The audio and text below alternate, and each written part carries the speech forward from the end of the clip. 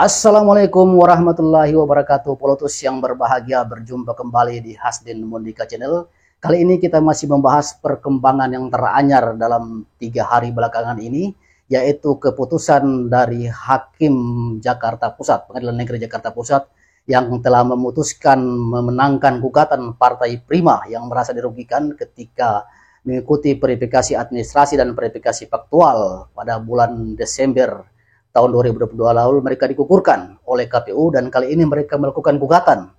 Gugatan yang dilakukan oleh Partai Prima mulai dari Bawaslu, kemudian ke DKPP, namun ketika melalui jalan buntu mereka lalu melakukan gugatan ke Pengadilan Negeri Jakarta Pusat. Sesungguhnya pengadilan ini salah kamar dan sesungguhnya harusnya Pengadilan Negeri Jakarta Pusat tidak menerima gugatan ini. Tapi aneh bin ajaib, gugatan ini diterima dan akhirnya gugatan tersebut dimenangkan oleh sang penggugat, yaitu Partai Prima CS.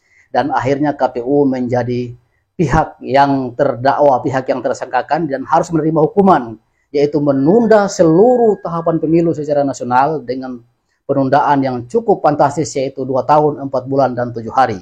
Sehingga pemilu yang seharusnya dijadwalkan pada tanggal 14 Februari 2022 harus ditunda menjadi bulan Juli 2025.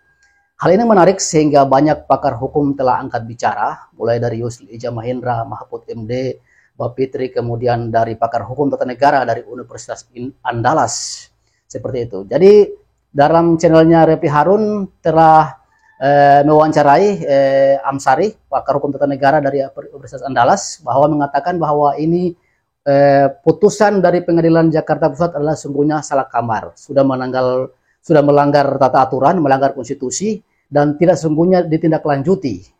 Namun aneh bin ajaib ketika KPU lalu melakukan banding, dan ini ditakutkan ketika wawancara dengan di channelnya Abraham Samad mengatakan bahwa bagaimana nanti ketika saat banding Pengadilan Tinggi lalu menguatkan putusan dari Pengadilan Negeri Jakarta Pusat. Nah, ini bisa jadi masalah.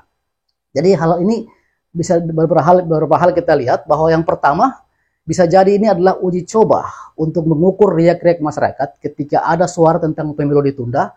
Apakah masyarakat akan bergolak? Masyarakat akan begitu besar untuk melakukan penolakan atau diam-diam saja?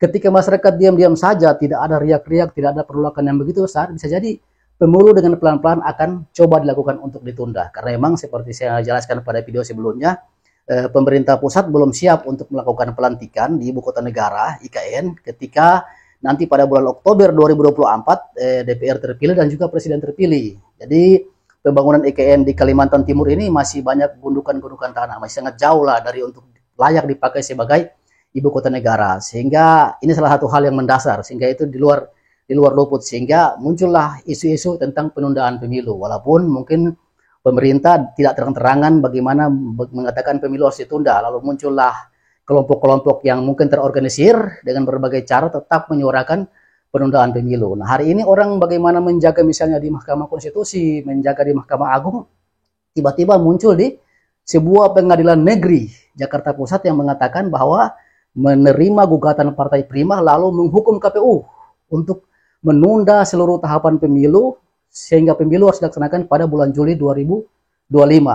Nah, ini yang dikhawatirkan oleh banyak pihak. Nah, seharusnya ketika putusan tersebut sudah dinyatakan batal demi hukum karena melanggar konstitusi, melanggar forma, kemudian bukan salah kamar lah gitu. Misalnya pengadilan militer harus mengadili tentang putusan tentang cerai, itu kan tidak masuk salah kamar. Tapi kenapa KPU masih melakukan banding? Nah, ini repot. Harusnya tadi kata Peri Amsari dari Universitas Andalas, pakar hukum tata negara, mengatakan harusnya KPU melakukan cara-cara lain untuk menyetop persoalan ini. Nah, sekarang malah KPU melakukan banding.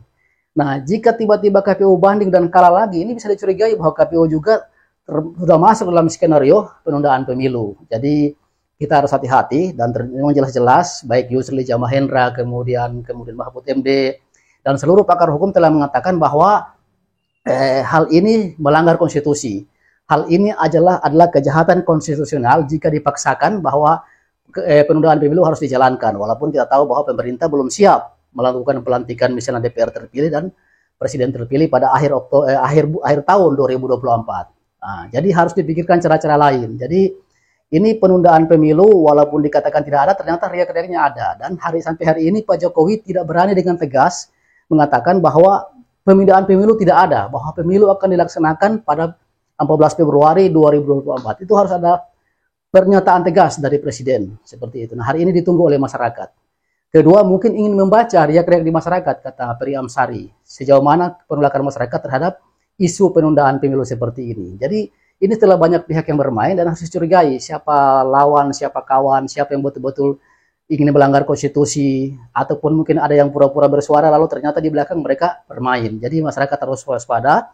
Yang pasti dalam konstitusi telah diamankan bahwa pemilu tetap dilaksanakan pada 5 tahun sekali. Ketika itu diundang, itu harus merubah undang-undang Dasar 45, dan itu pelanggaran konstitusi sudah jelas-jelas. Nah, harusnya KPU melakukan langkah-langkah pencegahan, bukan malah naik banding. Ini yang disayangkan oleh Peri Amsari ketika diwawancarai dalam kanal YouTube Abraham Samad. Yang Abraham Samad sebagai ketua KPK juga sebagai seorang advokat yang sudah cukup lama malang melintang di dunia hukum seperti itu. Jadi Polotus yang berbahagia, kali ini kita mengetengahkan judul bahwa KPU terjebak dalam arus bagaimana penundaan pemilu. KPU juga bisa dicurigai, jangan-jangan KPU juga main seolah-olah mengalah. Dia tiba-tiba kaget kok jadi tergugat, kemudian kalah di pengadilan negeri, lalu naik banding. Nah, naik banding bagaimana kalau kalah lagi? Lalu sampai ke kasasi kalau kalah lah. KPU tinggal mengelak, kan ini kan persoalan hukum, negeri ini adalah negeri hukum. Nah, itu yang terjadi. Jadi masyarakat harus dengan tegas menolak tentang penundaan pemilu.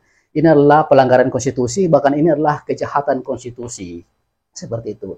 3 hakim yang ada yaitu tentang Pak Teo Oyong, kemudian Basri, kemudian Pak Domingos, itu bukan tidak tahu persoalan ini, tapi bisa jadi telah disusupi oleh pihak-pihak tertentu untuk bagaimana hakim-hakim tersebut berani menyatakan yang di luar kewenangan mereka, di luar kewajaran seperti itu.